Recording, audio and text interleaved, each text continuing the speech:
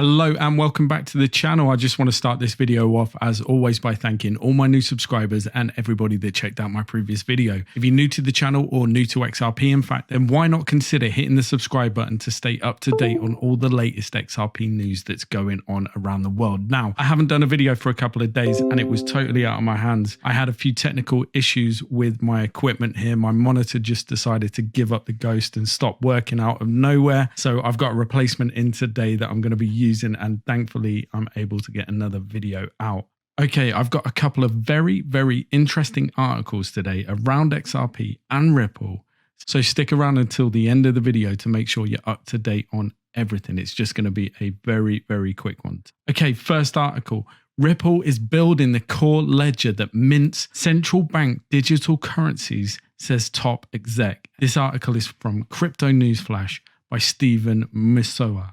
RippleX VP James Wallace reveals some steps the company is taking to keep expanding. The company is already building the core ledger that mints the CBDCs. Ripple is building the financial system of the future for the world's leading central bank digital currencies, according to James Wallace, Vice President of RippleX. In a recent interview, he shared his thoughts on CBDCs and the potential to XRP to become the CBDC interoperability bridge currency. Wallace joined RippleX from IBM, where he had spent over 17 years, most recently as the tech giant's blockchain VP. At Ripple, he is the head of central bank engagement and CBDCs. He joined Rudolf Falat, the host of the Voice of Fintech's podcast, recently for an interview. Wallace believes that blockchain technology will define the future of payments. Currently, the payments industry still suffers from several bottlenecks, including high costs and low speed. For cross-border payments, these hurdles are worse, with some funds transfers taking up to weeks. They are very expensive as well, let me tell you. At Ripple, we view the future of payments as the Internet of Value, the IOV. The concept there is making it as easy to move money around the world as it is to move information today across the world, such as email, instant messaging, etc. Ripple has been shifting its strategy over the years to position itself for success, Wallace stated. One of the key pivots has been towards cross-border remittances, which are now its major focus. It also offers its clients a line of credit, allowing them to acquire XRP, which they use in cross-border payments. This allows them to use XRP as a bridge asset, avoiding pre-funding Nostro accounts. Now, this is key information here. They are lending XRP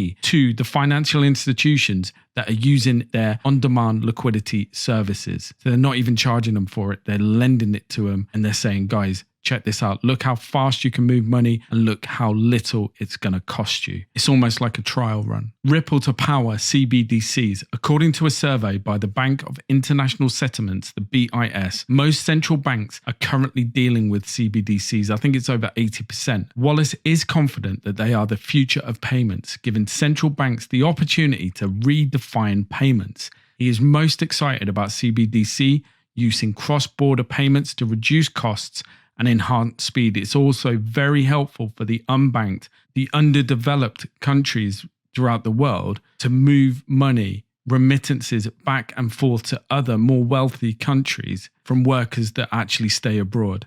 And that's another key benefit of this.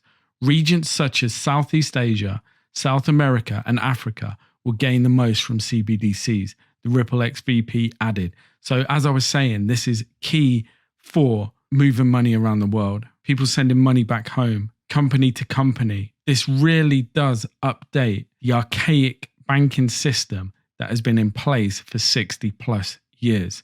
And this is the answer to it. This is like being, well, we'll get into it in a little while. However, central banks must work on interoperability for CBDCs to thrive. First, they must interoperate with the existing local payment systems such as mobile payments. Additionally, they must interoperate within the different nations, enabling cross-border transfers. Exactly.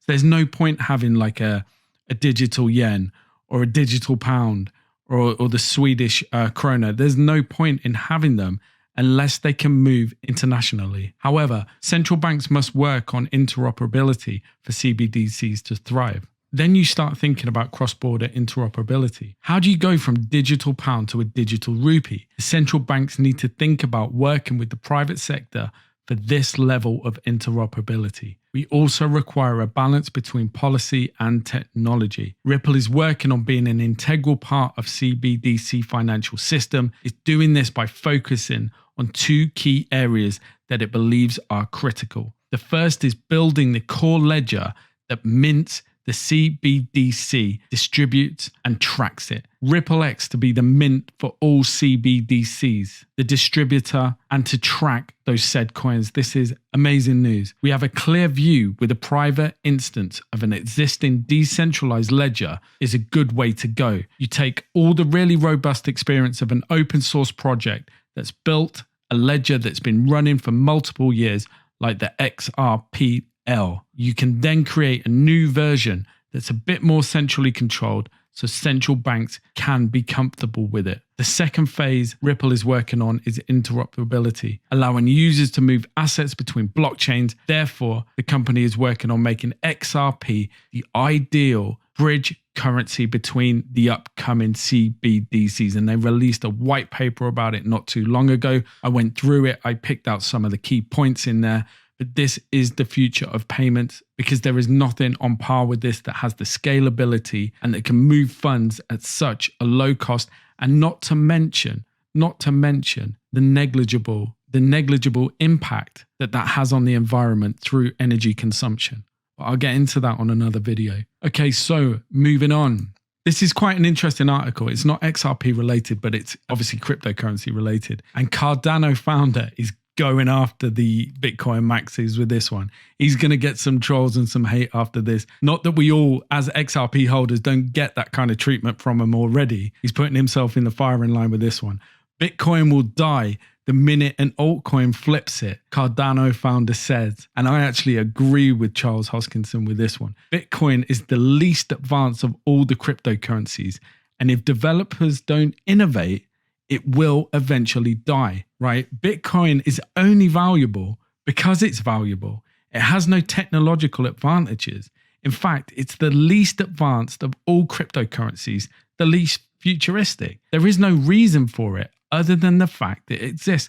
So the only reason it's valuable, the only reason it's crossed the $50,000 mark, if you can get your head around it, is the fact that people put value into it. It is a store of value. In terms of being scalable, in terms of being a third generation blockchain or being on par with anything like that, it has no potential for the future. And I don't want to even get into the energy consumption of Bitcoin as well, because that is another massive negative as we're moving into a potentially zero carbon future. They're using on par the same electricity consumption of the whole of Argentina at the moment, just on Bitcoin. Just on Bitcoin transactions, I think that is, not even mining it. Mining it is a whole different story. I think they were getting power cuts in Iran last month across the whole country from Bitcoin miners. And that is absolutely crazy to me. But I absolutely agree with Charles on this one.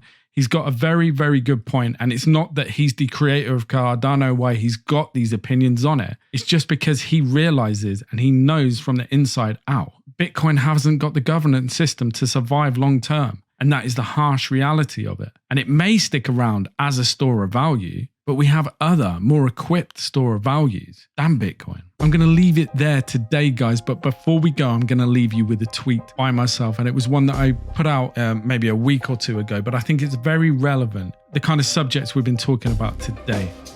So Ripple offers the global banking transactional equivalent of going from the postal service snail mail service to email.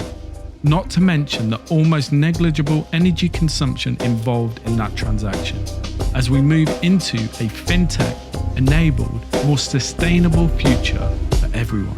Thank you so much for checking out the video today, guys. If you've taken anything from it at all, then why not consider hitting the subscribe button, or at least give me a like. And I will catch you here next time for more of that XRP cryptocurrency news.